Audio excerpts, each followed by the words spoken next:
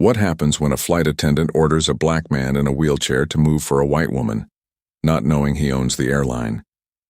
It's a question that should never need to be asked, but one that reveals the harsh truths people often ignore.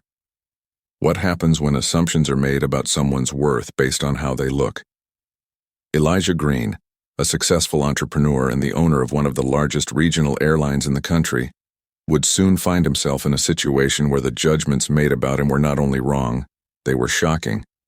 But what if those assumptions, built on nothing but appearance and prejudice, didn't just misplace him on a plane? They misjudged the very person holding the power. Have you ever been underestimated because of your appearance? Have you ever been in a position where others thought they had the right to dictate your place based on how they saw you, not who you truly were? Maybe it's happened to you or someone you know in ways big or small. The way we treat people is often shaped by the assumptions we make, and sometimes those assumptions have consequences that go far beyond the surface. This wasn't just another seating dispute. This was a moment that would not only change how a flight attendant saw her passenger, but how she viewed power, prejudice, and the assumptions that shape our world. The flight had no idea who was sitting in that seat, but Elijah Green did. And this was a moment that would expose something far deeper than a simple misunderstanding. Elijah Green's journey to success wasn't shaped by privilege or smooth paths. It was carved out of struggle, determination, and an unshakable belief in his own worth. Born and raised in the tough streets of Harlem, Elijah's early life was marked by hardship. Raised by a single mother, he faced the challenges of a broken home and a world that often turned a blind eye to his potential. Add to this a disability that left him reliant on a wheelchair, and it was clear that the world wasn't going to offer him a seat at the table unless he fought for it. From a young age, Elijah saw the world around him in ways few others did. He saw people quick to judge, quick to label him based on his appearance. His disability made him a target for ridicule, but it also gave him a unique perspective on the importance of resilience. Elijah knew the odds were stacked against him, but he wasn't going to let that define his future. Instead of succumbing to society's limitations, he became determined to redefine them. His passion for aviation, sparked by watching planes soar above Harlem, became his escape. A place where he could feel limitless, a place where he could carve his own path. Elijah's dream of flight didn't stop at being a passenger. He wanted to own the skies. Despite the systemic barriers, racial, physical, and societal that stood in his way, he built his dream into a thriving business. What started as a small regional airline with modest roots soon expanded into one of the largest carriers in the country. He turned his love for aviation into a multi-million-dollar empire, taking on the role of CEO of his own company. But despite his success, Elijah often found himself fighting for recognition, not just in the business world but in life. The world saw him as a black man in a wheelchair first, and an owner of an airline second. Even within his own company, he was sometimes overlooked, treated as though his success had come by luck rather than merit. But Elijah never let that deter him. He worked tirelessly, never letting the whispers or sideways glances break his focus.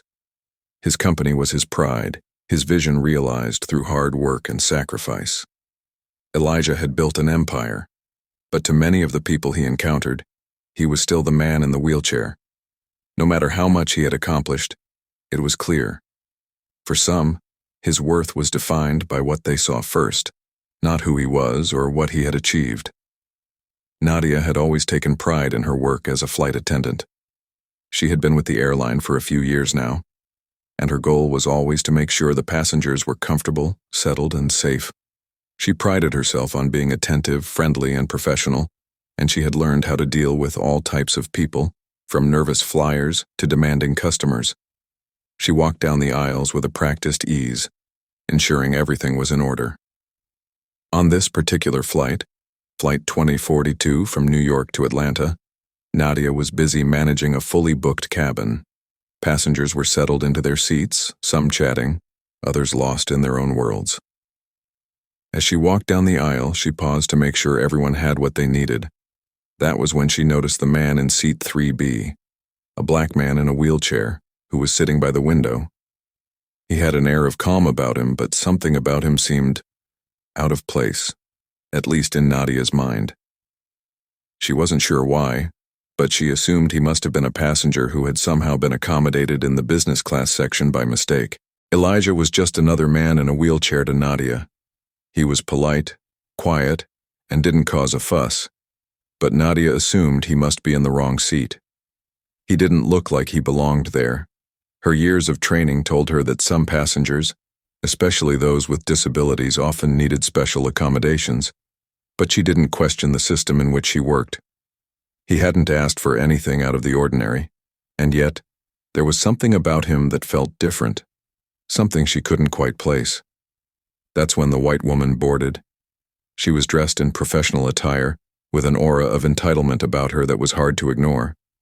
She walked briskly down the aisle, a frown already beginning to form on her face. She paused when she reached the row where Elijah was seated. Her eyes narrowed as she took in the sight of him in the business class seat. Her gaze shifted to Nadia, who was passing by.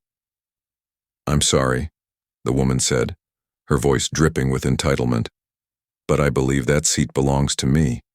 Can you ask this man to move?" Nadia blinked, taken aback by the request.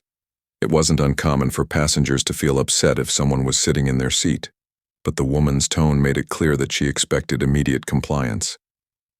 Elijah didn't look up immediately, but when he did, his calm gaze met the woman's, and Nadia could almost feel the tension building. The woman didn't seem to notice it. She was focused on her demand, certain that the seat should be hers without question. Nadia, caught in the moment, glanced from the white woman to Elijah. Without hesitation, she addressed Elijah directly, her tone firm but polite. "Excuse me, sir," Nadia said. "You'll have to move. This seat is reserved for this lady." Elijah looked at her with an unshaken calmness in his eyes. His expression was neutral, but his refusal was absolute. "No," he said, his voice steady. "This seat is mine. I'm not moving." Nadia froze, confusion flooding her mind. She hadn't expected resistance. In her experience, most passengers simply complied, especially those who seemed to be out of place. But Elijah wasn't moving. The white woman's frustration grew, her impatience palpable. Nadia tried again, her professionalism slipping into hesitation. "I'm sorry, but the passenger's request," she began. "No," Elijah repeated, his tone unwavering. "This seat is mine." The words hung in the air, thick with unspoken assumptions. Nadia's mind raced, trying to reconcile the situation in front of her. The woman had made a direct request, and it was Nadia's job to handle it. But now, there was something deeper happening, something that went beyond simple seating arrangements. Nadia wasn't used to resistance. In her years of flying, she had encountered all kinds of passengers, those who demanded upgrades, those who needed special assistance, and those who simply wanted to make their displeasure known. But never before had someone rejected her authority in the way Elijah did. Nadia wasn't used to resistance. In her years of flying, she had encountered all kinds of passengers, those who demanded upgrades, those who needed special assistance, and those who simply wanted to make their displeasure known. But never before had someone rejected her authority in the way Elijah did. At first, she thought it was a misunderstanding. Surely he didn't know that the seat he was occupying belonged to someone else. Maybe he didn't realize the woman had already boarded, or perhaps there had been an error in the booking system. Whatever the case, it should have been a simple fix. After all, her role as a flight attendant was to maintain order, and she prided herself on doing that well. Elijah, however, wasn't making it easy. She tried to remain composed, but her patience began to wear thin. The woman standing behind her was growing visibly frustrated, and Nadia could feel the pressure building. She had to manage the situation quickly, or else the flight could descend into chaos. There was a subtle, almost imperceptible shift in her demeanor. Her mind raced with solutions, but none of them seemed to fit. She couldn't just back down. It wasn't in her nature to let passengers defy her authority. But Elijah wasn't like the others. He wasn't responding the way she expected. He wasn't backing down. He wasn't even raising his voice. Elijah's refusal felt like a challenge to everything Nadia had been trained to do. She wasn't sure what to make of it. He wasn't being aggressive or rude, he was simply standing his ground. And that was unsettling. Was he testing her? Or was he just that sure of himself?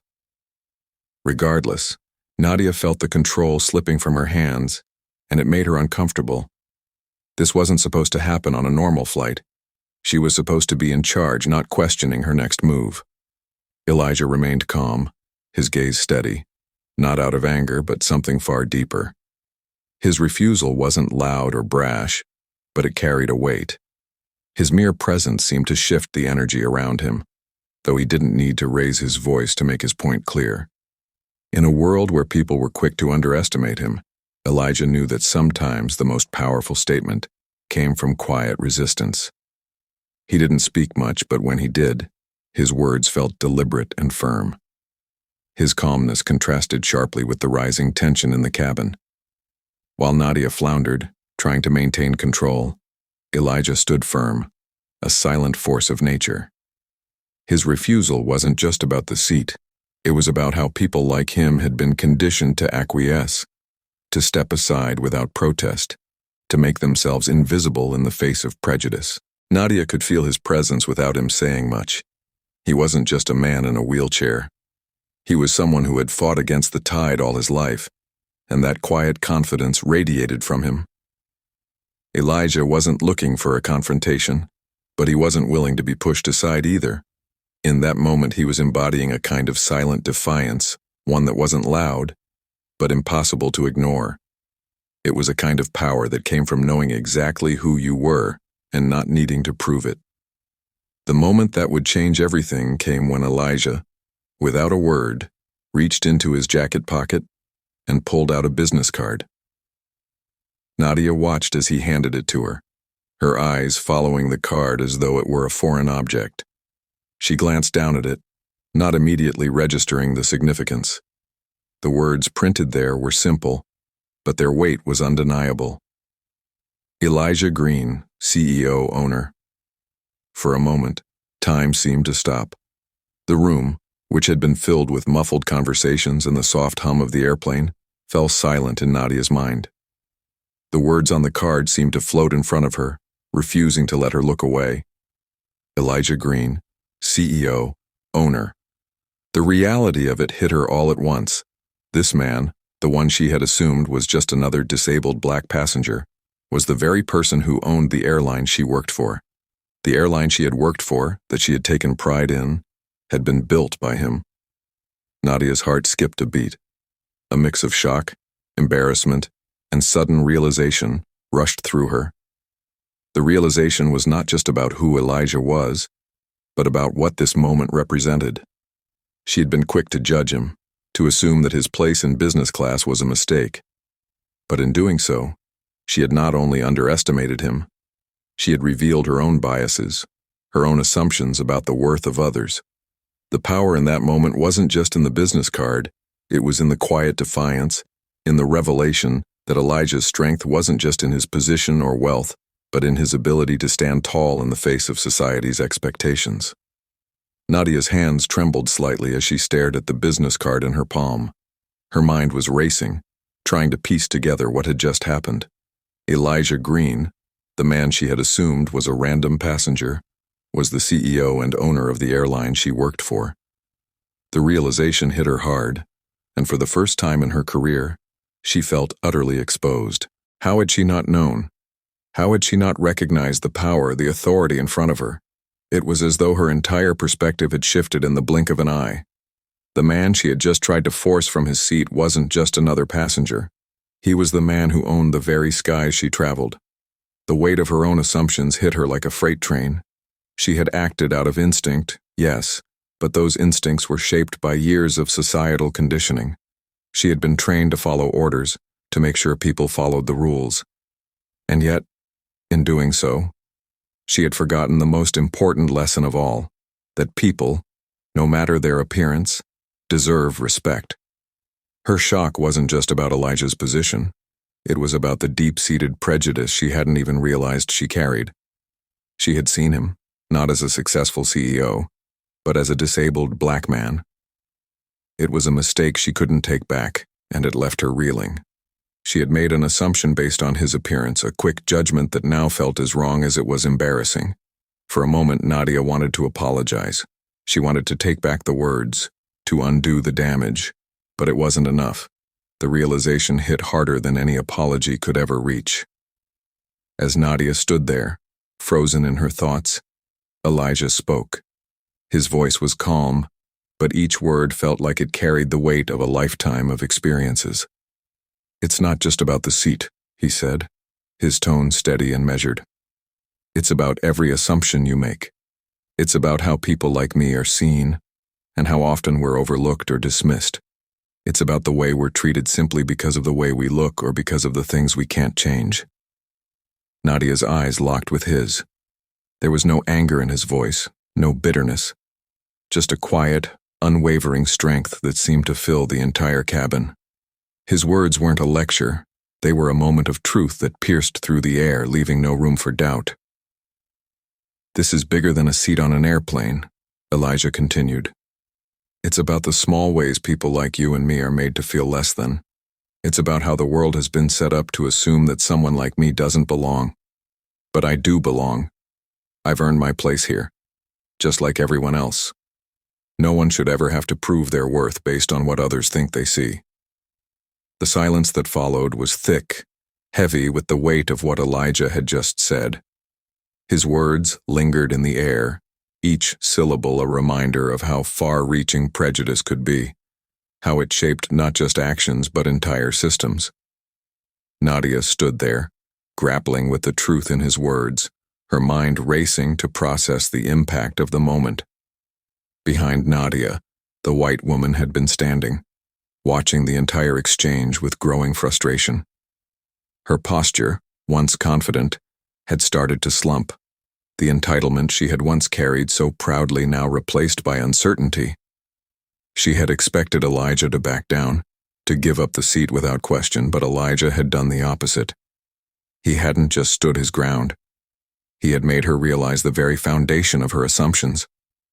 Her gaze flickered to Elijah and then back to Nadia, her face flushed with embarrassment. The quiet defiance in Elijah's stance was something she hadn't expected, something she hadn't prepared for. In her mind, she had been in the right. After all, she was the paying customer and he was just some man in a wheelchair. But Elijah had taken that belief and turned it on its head. He hadn't yelled, he hadn't demanded anything. He had simply refused to accept the narrative she had tried to impose on him. The woman's face, once confident, now seemed deflated, her posture shrinking under the weight of her own realizations. Her entitlement had been challenged, not by force, but by the quiet power of Elijah's resistance. She had expected an easy resolution, a moment where she could reclaim control, but instead she was left standing in silence, her demands falling flat. Nadia could feel the tension in the air. It wasn't just between her and Elijah anymore. It was between all the assumptions that had led to this moment. It was a moment of reckoning, not just for Nadia, but for everyone involved. Nadia stood still, her hand still holding the business card, her mind racing with the weight of what had just transpired. She felt the heat of shame rise in her chest, a deep discomfort that gnawed at her insides. This wasn't just about the seat. It wasn't just about the white woman demanding her way. It was about everything Elijah had said, everything she had failed to see. She had acted without thought, guided by the assumptions she had been taught without ever questioning them. She hadn't seen Elijah as the powerful, successful man he was. Instead, she had seen him as a disabled black man who, in her mind, didn't belong in business class. The truth of it hit her hard. How many times had she made similar assumptions, based solely on someone's appearance or circumstances? How many times had she let prejudice guide her actions without realizing it? Her internal apology was quiet, but it echoed loudly in her mind. She had been wrong. More than wrong. She had been blind to the very biases she carried. The realization wasn't easy to swallow. She had prided herself on being professional, fair, and impartial. But the truth was that she had let her own prejudices shape her actions in ways she had never even considered. Her gaze shifted to Elijah, who sat calmly in his seat, his presence unwavering. He hadn't asked for this confrontation, yet he had handled it with a strength she hadn't expected. She felt small in comparison, but more than that, she felt a deep sense of guilt. She hadn't just treated Elijah poorly. She had disrespected him in ways that went far beyond a seating assignment. She had dismissed him based on everything she had been taught to ignore: his race, his disability, his outward appearance. And she had learned the hard way that those assumptions had no place in the world she wanted to be a part of. Behind her, the white woman's once confident stance had faltered. She had been standing tall when she made her demand, expecting the seat to be relinquished without question. But now, her shoulders slumped, and the fire that had once sparked in her eyes was gone. She stood, silent and small, no longer a force demanding attention, but a woman who had been forced to recognize the reality of the situation. Her gaze flickered between Elijah and Nadia, unsure of what to say or do. The arrogance that had once fueled her words was now gone, replaced by an unspoken acknowledgement of her own mistake. She had walked into the situation believing she had every right to demand Elijah's seat. But in the face of his quiet resistance and the powerful weight of his refusal, she had been left without the words to justify herself. The entitlement that had once defined her was now a source of discomfort, her belief in her own superiority slowly deflating as the reality of her actions set in. Without a word, the woman retreated to her own seat, her face flushed with the silent understanding that she had been wrong. The incident, which had started with her demand, now seemed so trivial, so insignificant in the face of everything Elijah had shown her. She sat down, her gaze fixed firmly in front of her, no longer meeting anyone's eyes. The seat, which she had once claimed as hers, now felt foreign, unimportant. As the flight continued, the atmosphere in the cabin had changed, even though no one spoke of the incident again. Elijah remained in his seat, calm and composed as though nothing had happened. But the impact of the confrontation lingered, subtly affecting everyone on board. Nadia, once proud of her ability to manage the cabin with ease, now found herself questioning everything she had once thought about her role in the world. Elijah's quiet resistance had done more than just claim a seat. It had disrupted the assumptions that many had about power, authority, and place. His refusal to move wasn't just a personal act. It was a quiet challenge to everything that had led to this moment. He hadn't shouted or demanded anything. He had simply shown everyone in that cabin how quickly power could shift when assumptions were stripped away. The flight continued, but it was no longer just another routine journey. Every person on board had witnessed something that challenged their view of the world, even if they didn't fully understand it. And Elijah, though he hadn't said much, had left an imprint on everyone, whether they realized it or not. As the plane touched down in Atlanta, Elijah's resolve was clear. This wasn't just another flight, and he wasn't just another passenger. He had experienced firsthand the prejudices that people with disabilities, especially Black individuals, often face. But Elijah knew this moment couldn't be left to fade into the background. It was more than a confrontation over a seat. It was a pivotal moment that could drive real change. Elijah had made a decision. He would use this incident not as a personal victory, but as a catalyst for change within the aviation industry. This was a moment that could be used to challenge the status quo, to confront the biases that were ingrained in the way people saw him and others like him. Elijah didn't want this to be a singular event. He wanted it to ignite a larger movement, one that would bring attention to the prejudices and assumptions that ran deep in an industry that affected thousands of people every day. He knew that true change started with small, often overlooked moments like this one. His impact wasn't just about changing the way one flight attendant saw her passenger. It was about sparking a shift in how we all view each other, how we allow preconceived notions to shape our interactions, and how we can choose to do better. Have you ever been wrongly judged because of the way you look or something you can't control? What did you do in that moment? Did you stand your ground? Or did you let the assumptions of others define your worth? We've all experienced moments where we were made to feel less than because of how others saw us. But these moments can be opportunities for change. Elijah's story is a reminder that sometimes it's not just about what's happening in the moment, it's about the choices we make to challenge those assumptions. If this story resonated with you, share your thoughts in the comments below. Have you ever faced a similar situation? We'd love to hear how you handled it. Subscribe for more stories like this and don't forget to like and share this video. Let's keep the conversation going and make sure moments like these don't go unnoticed.